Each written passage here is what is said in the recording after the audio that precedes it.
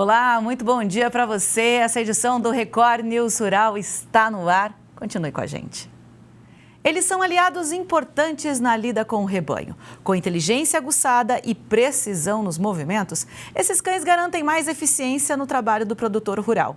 Você vai conhecer agora como a raça Border Collie é preparada para atuar no pastoreio. O melhor amigo do homem é também um grande parceiro do produtor rural. Não é difícil ver nas fazendas Brasil afora cães que auxiliam no pastoreio, como o Border Collie, considerado uma das raças mais inteligentes do mundo. Com grande capacidade de concentração, obediência e forte instinto de conduzir os animais, eles fazem parte da rotina do campo e fazem um trabalho de excelência. Vejam só como eles obedecem aos comandos.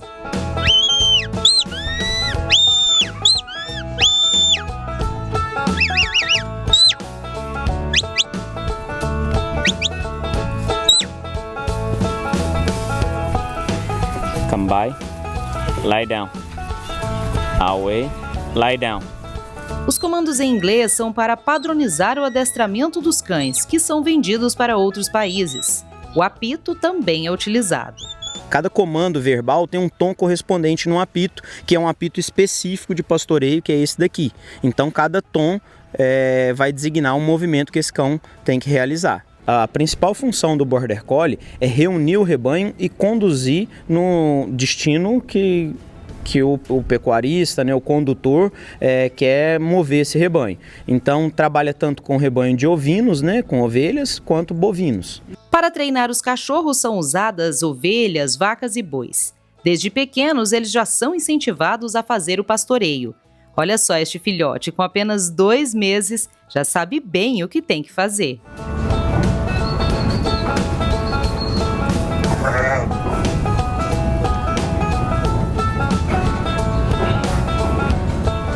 O amor pelos cachorros virou um negócio e hoje o Adonis se dedica totalmente à criação do Border Collie. Ao todo, são 50 cães aqui na fazenda, entre filhotes que custam a partir de R$5 mil e os cães maiores já adestrados que podem chegar a R$200 mil. Assim como acontece com os cavalos de raça e gado de elite, existe também um processo de melhoramento genético da raça. Para executar esse tipo de trabalho não basta ser Border Collie, tem que ser Border Collie com genética de trabalho. Um cão de linhagem, de conformação que a gente tem não vai entregar o que a gente busca, que é o trabalho, que é o instinto dele, que é pastorear. Então a gente tem uma grande seleção em cima disso daí. Natural da fronteira entre a Escócia e a Inglaterra, o Border Collie foi desenvolvido especialmente para o trabalho no campo. Com reflexos impressionantes, eles aprendem a direcionar o gado, corrigir o movimento do rebanho com precisão, mesmo em grandes áreas. A habilidade de alguns os levam para outros países em competições internacionais. O Ralph é um deles. Esse foi um evento que aconteceu no Chile, foi convidado 5 países, 5 cães e competidores de 5 países diferentes, e a gente teve a felicidade de ir lá com o Ralph representar o Brasil e sair campeão. Para a doma e adestramento, o criador conta com a ajuda de profissionais como o Bruno, outro apaixonado pela raça. E o que precisa para ser um bom adestrador? Gostar. Tem que gostar de animais e bastante persistência. O que manda é a sua energia, Sua energia sempre tem que estar padrão, onde no exato momento de correção você dá uma subida de energia, mas quando o cão entende, você abaixa para ele realmente entender, porque o que faz ele entender depois é você estar calmo.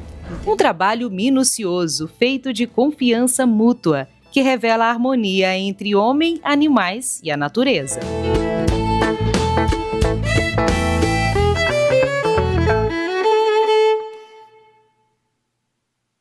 As negociações do açúcar seguem lentas. O indicador registrou retração de 0,5% na semana passada.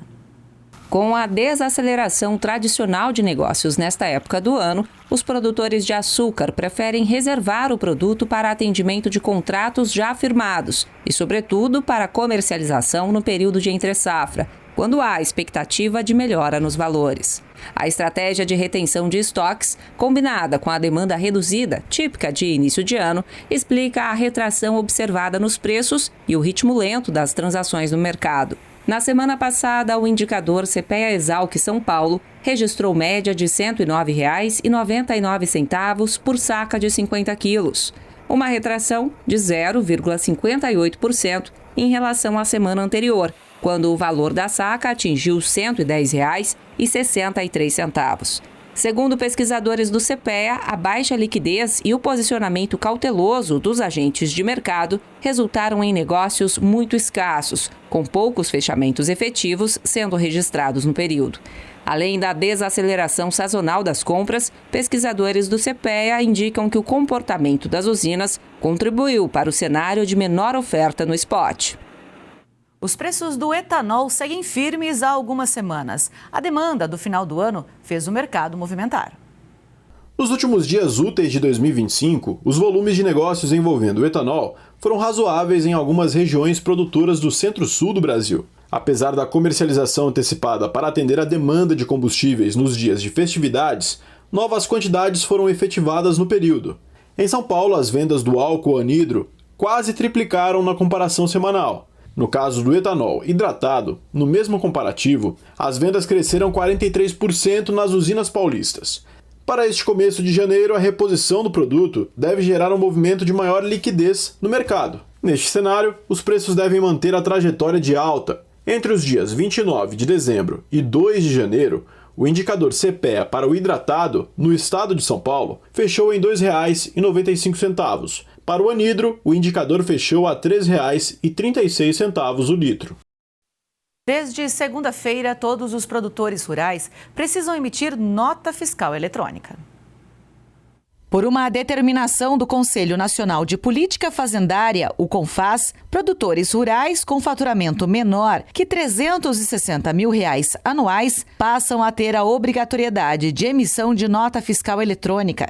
Desde segunda-feira, a emissão em papel deixa de ser válida. A norma, que já era vigente para produtores que tinham receita bruta anual superior a R$ 360 mil, agora vale para todos, inclusive agricultores familiares. Apesar de o produtor poder optar pela plataforma que irá utilizar na emissão do documento, a recomendação é o uso do aplicativo Nota Fiscal Fácil. A ferramenta é gratuita. Considerada a menor galinha do mundo, a raça Cerama tem chamado a atenção e se transformado em fonte de renda. A ave está sendo criada como pet.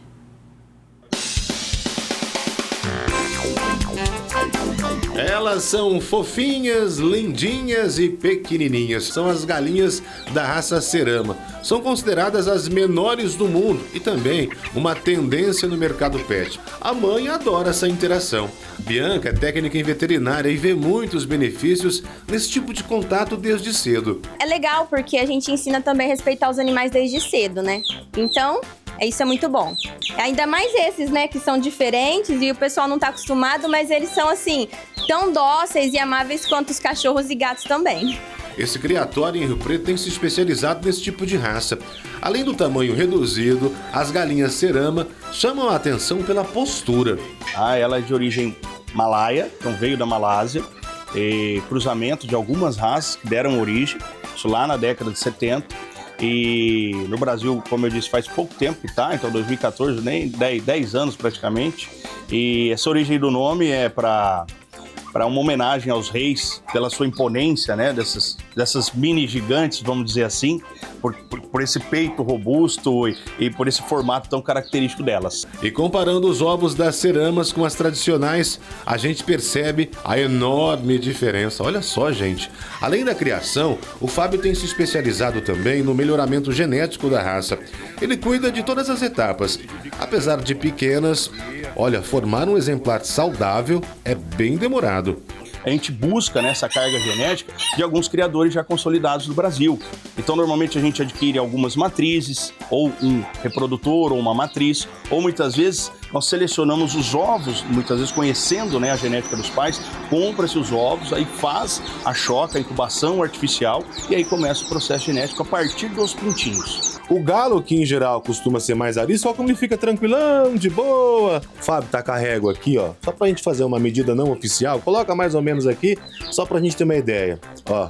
Quanto a gente tem aqui de altura aqui? Acho que o tamanho dele tá dando aqui, ó, 18, 19, se a gente pegar daqui, ó, do pezinho dele, 20 redondo, pronto. Bom. Né? Porque a cauda não conta, a gente conta a parte muscular do animal. Bom, em geral, qual que é o tamanho, né, dessas galinhas e galos miniatura? O ideal é que elas tenham aí de 15 até uns 25 no máximo, tá? Para ser considerada essa menor do mundo. Bom, se a gente pegar uma galinha normal para comparar com essa daqui, a gente tem o que de diferença? De 3 a 5 vezes de diferença, de tamanho. Qual que é o trato de uma galinha dessa daqui no dia a dia? Muda alguma coisa de uma galinha normal que a gente está habituado a ver com mais frequência? Não, o que a gente tem que levar em consideração, às vezes, tamanho de grãos, como é um animal menor, né? Então o milho inteiro às vezes vai ter mais dificuldade. Então um milho quebrado, uma quirera de milho, mas o mais importante, ração de alta qualidade, alto valor proteico. Essa ração muda ao longo dos meses, então vai uma ração, por exemplo, inicial para os pintinhos, depois uma ração de crescimento, depois uma ração de manutenção e a gente tem a ração de postura também. Aí fora isso, complementa-se com alguns vegetais e algumas verduras. Em média, qual que é o tempo de vida de uma raça dessa? Pode chegar até uns 12 anos. Esse é o mercado realmente? É o mercado pet ou a gente tem outro segmento nessa história? O mercado principal, né, das ceramas é o mercado pet. Hoje é o que mais abrange, é a pessoa que quer ter, às vezes não tem muito espaço, quer ter um animal de pena, não de pelo, né? Ela opta por essas mini tão dóceis. Se a gente for fazer uma comparação, hein? Quantos por cento vai para o mercado pet e a outra possibilidade, geralmente para criar, iniciar uma pequena produção, para reprodução? Olha, para reprodução, um casal é suficiente para que se inicie, né, com muito cuidado, mas o mercado pet hoje ele abrange 90% das vendas. Agora, quanto custa uma galinha dessa? Pode chegar até aí, dependendo de um macho, R$ 2.500.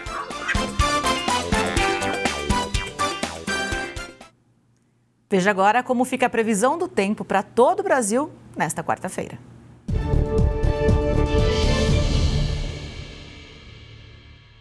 A quarta-feira será marcada pelo avanço de uma nova frente fria no sul do país, enquanto as ACAS ainda atua sobre a região sudeste, centro-oeste e norte, além do oeste e sul da Bahia.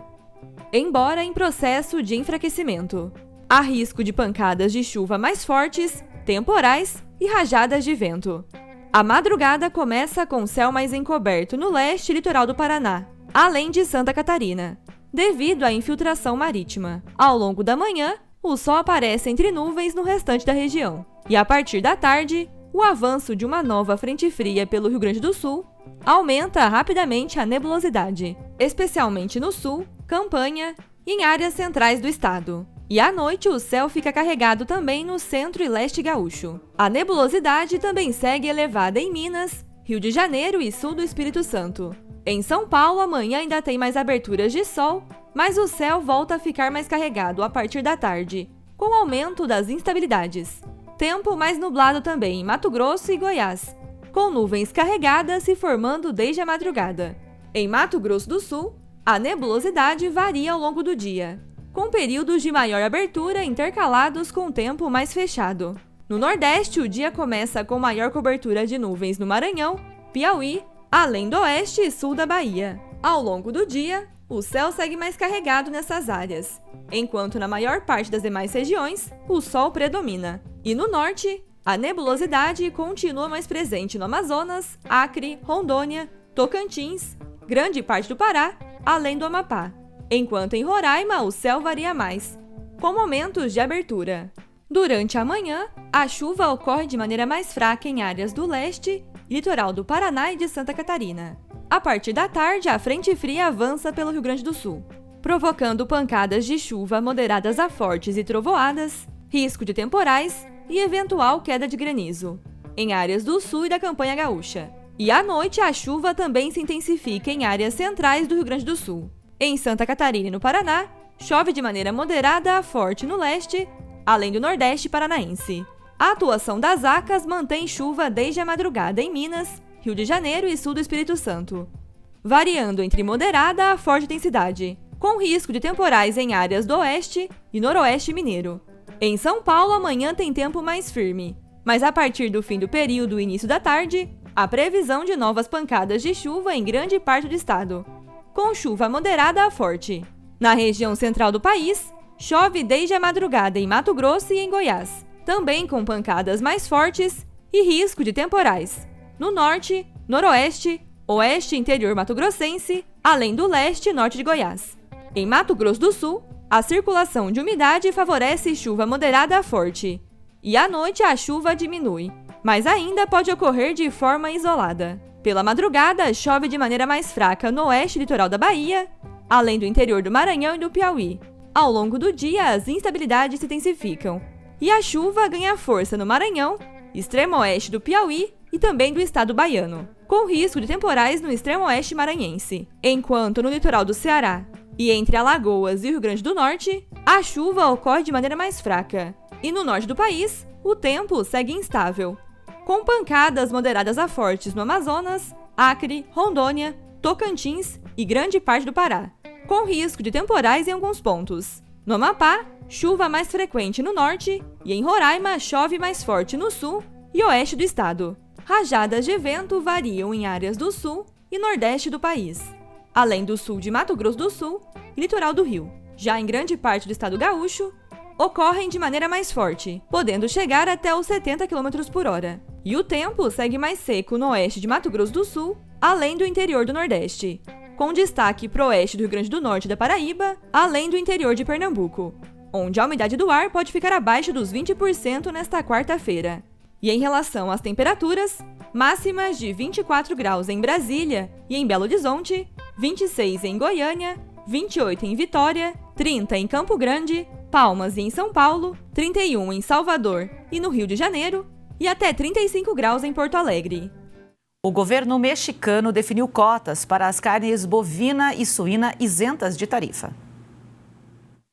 A publicação foi divulgada no começo da semana. A medida faz parte do programa mexicano para baratear os preços de alimentos através da isenção de impostos. Para a carne suína, vão ser 51 mil toneladas livres da alíquota de importação. Já para a carne bovina, 70 mil toneladas.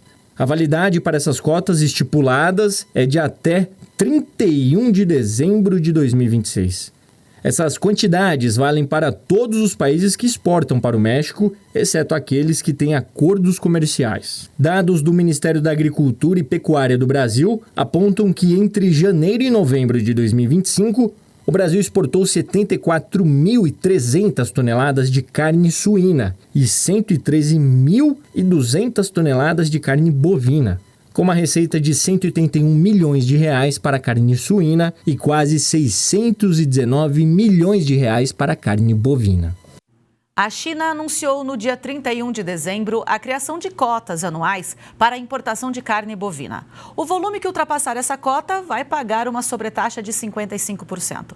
O Brasil, o principal fornecedor da proteína para o país asiático, deve ser diretamente impactado. Então, quem chega para analisar o assunto é Tiago Bernardino, coordenador Pecuária CPEA. Bom dia, Tiago. Seja muito bem-vindo. Bom dia, Ingrid. Satisfação estar novamente aqui com vocês, Record News Rural, para falar sobre o mercado de pecuária, agronegócio e essas novidades aí de final e começo de ano, né? É isso, a gente foi surpreendido ou não, né, com essa notícia. Vamos lembrar que o Brasil é o principal fornecedor de carne bovina para a China e a China é um importante comprador do Brasil. Em 2024, o país respondeu mais ou menos por 52% das vendas externas do setor brasileiro. Um mercado muito importante, né? Tanto a gente para eles como eles para a gente. Sim, é uma dependência, podemos dizer aí, né, de via dupla, não? Então somos um grande fornecedor e temos um grande comprador. Então, quando a gente pensa em todo esse movimento, né, o que a China vem buscando fazer nesse final, ou fez, né, no final de 2025, vai impactar ao longo de 2026, nesse ano que começa, eles sofrerão impactos também. Então, é um grande comprador, é um grande player, mas ele tem uma grande dependência em relação do Brasil, e aí começa a gente a analisar essa questão da salvaguarda mesmo, tá? Ótimo. Bom, antes da gente falar especificamente dessa salvaguarda, dos motivos, enfim, eu só queria lembrar que, diferente da taxação que a gente acompanhou no ano passado pelos Estados Unidos, a China levou em consideração alguns critérios diferentes, né, para taxar os países de quem eles compram carne. É isso? Porque Estados Unidos, Brasil, enfim, tiveram taxas, ou melhor, taxas não, cotas diferentes de acordo com o histórico. Eles fizeram uma análise, obviamente, eles também são comerciantes, né? São bons comerciantes, diga-se de passagem. Eles analisaram também o fluxo, eles não iam invariavelmente colocar uma barreira, independente a parte geopolítica até em questão, mas sim até para o mercado deles não ficarem afetados. Por exemplo, o Brasil vai ter uma cota de exportação acima de 1 milhão de toneladas. É a maior cota. Então, para quem olhar assim, para quem não conhece o mercado, né, e olhar sobre esse aspecto, né, isso é muito importante. O Brasil tem 1,1 milhão de toneladas como cota para o ano que vem, enquanto os Estados Unidos, como você mencionou, 164 mil toneladas, outros países 172, o segundo maior, a Argentina, com 511 mil. Podemos dizer assim, metade do que o Brasil vai exportar. Então, sobre essa ótica, o Brasil ele tem um volume muito grande, tá?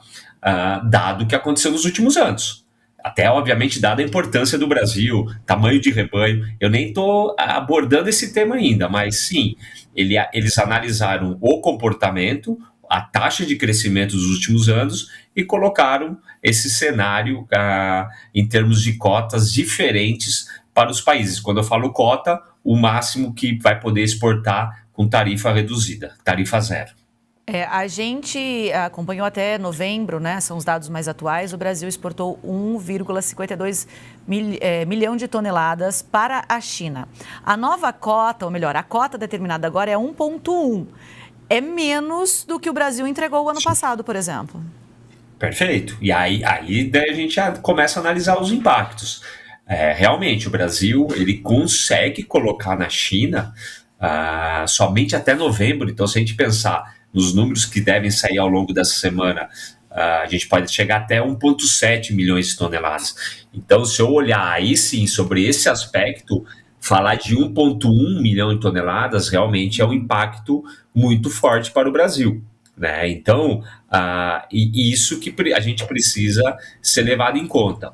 Um dado interessante é que em 2024 a gente embarcou 1,3 milhões de toneladas para a China.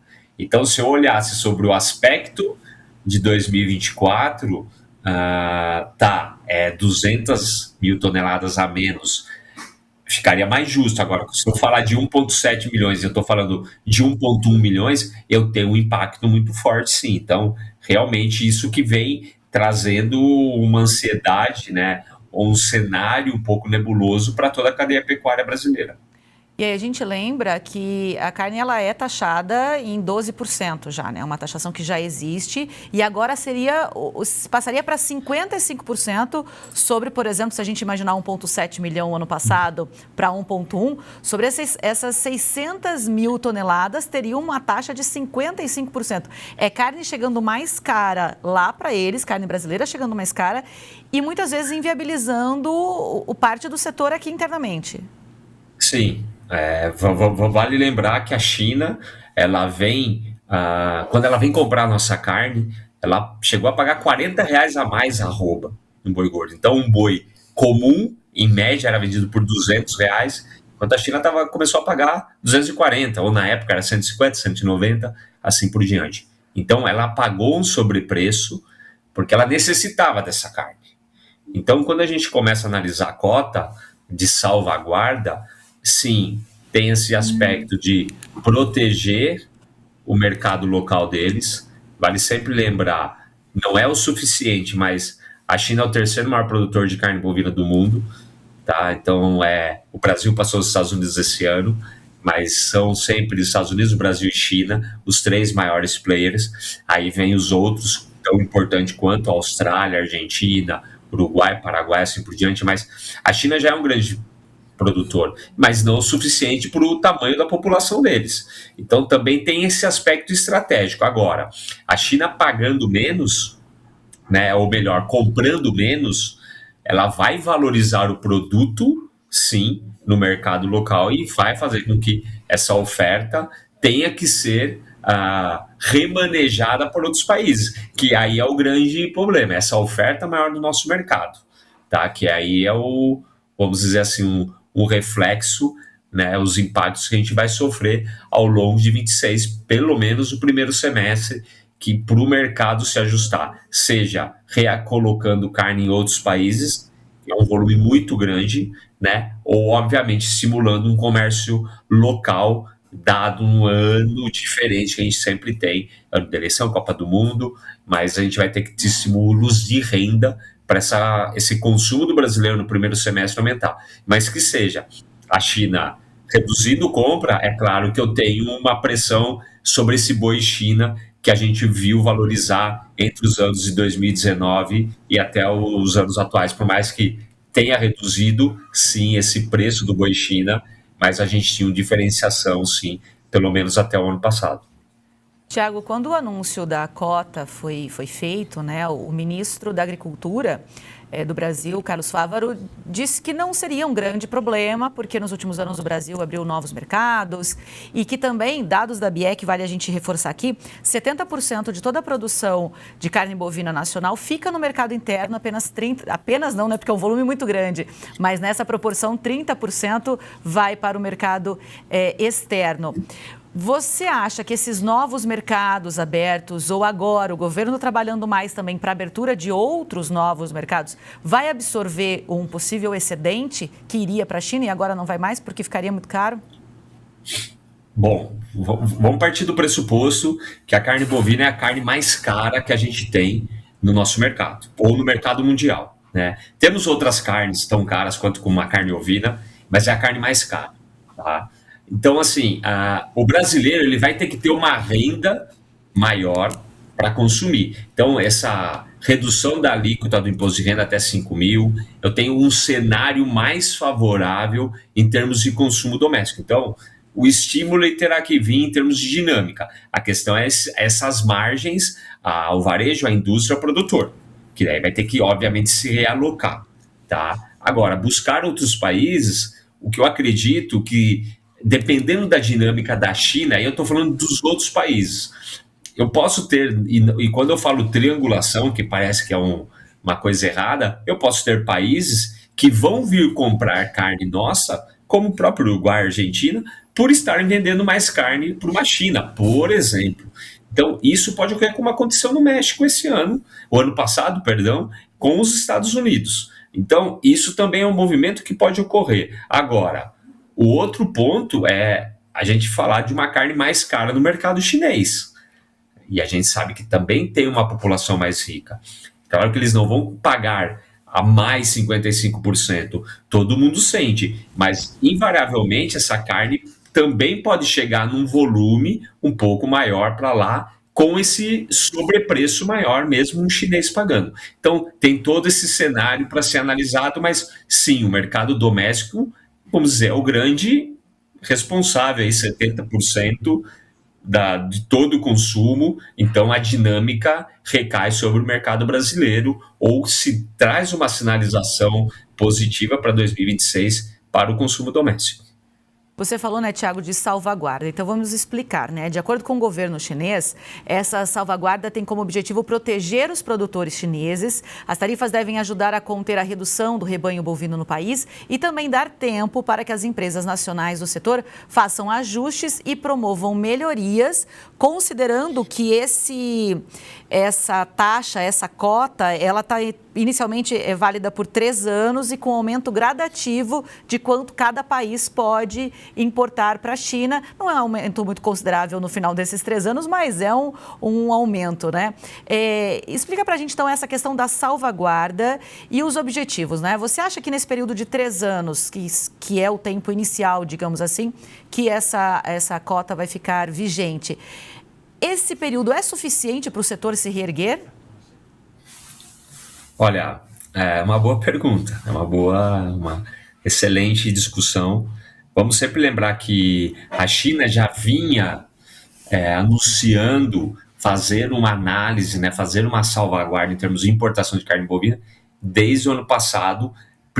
A primeira salvaguarda ia ser em agosto do ano passado, 26 de agosto. Eles postergaram para 26 lá de novembro e colocaram para o final de janeiro. Então a expectativa, né, o final do ano ficou um pouco tumultuado aqui no Brasil, porque a expectativa era para o final de janeiro, que seja.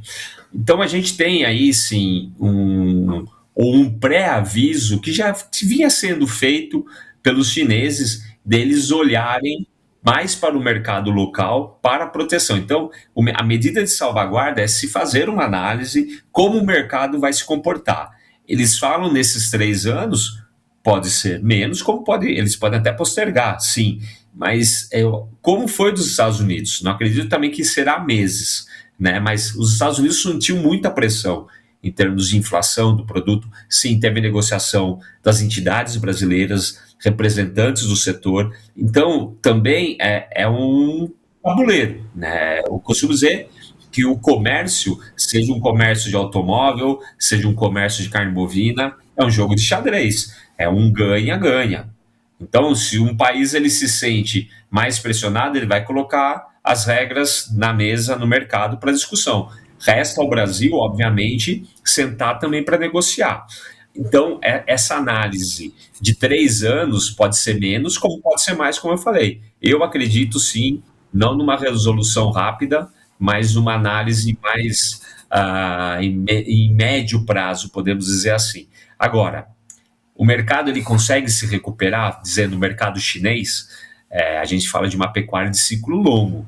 E quando eu falo de uma produção de pecuária, eu tenho que pensar no ambiente de área disponível, né, os recursos disponíveis. Então, eu estou falando de genética, de nutrição. A gente sabe que o chinês ele demandaria mais insumos para a produção pecuária. Eu falo de ração, sanidade. Então, eu tenho todo esse aspecto. E a China, eu falei desses 3 maiores produtores, Brasil, Estados Unidos e China. A China, ela tem o maior custo de produção dos grandes produtores de carne bovina, é a China. O preço de um gado chinês é o maior em todo do que todos os restos dos outros países. Então, eles têm um problema também de produção. A recuperação ela terá que ser muito intensiva. E eu não acredito que em 3 anos isso se resolva, né? Vai ter que ter fluxos de carne, de animais entre países, e isso também pode respingar no Brasil e ser benéfico para o Brasil.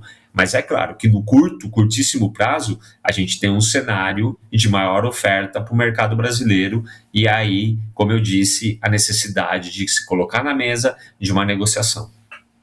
Bom, a gente segue acompanhando então, né, o que vai acontecer, né, daqui para frente, esperando que se for breve, que seja benéfico para todo mundo e que se estender também respingue, como você disse, positivamente aqui para a gente, movimentando outros setores desse mercado. Tiago, muitíssimo obrigada, viu? Eu que agradeço, é sempre um prazer estar conversando aqui com vocês e sempre à disposição para a gente falar e trazer notícias, né, para toda a comunidade e a sociedade brasileira. Um grande abraço a todos. Obrigada mais uma vez, abraço. E assim termina essa edição do Record News Rural de hoje. Muito obrigada pela sua companhia. Até a próxima.